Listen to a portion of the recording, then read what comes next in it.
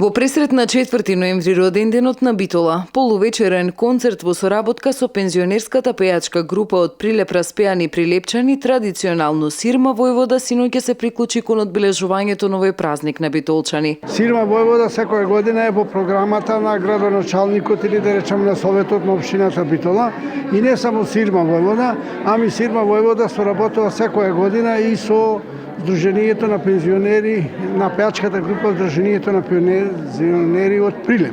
Така да ова прослава, мислам на овој ден, од вчера почна, денес го одбележуваме со нашата пејачка група и со пензионерската група на пејачката пензионерска група од Прилеп. Сирма Војвода на присутните им овозможија да слушнат староградски македонски народни изворни песни, како дел од Сдруженијето на пензионери од Битола годинава се добитници на една од 4 ноемвриските награди кои ги доделува општината.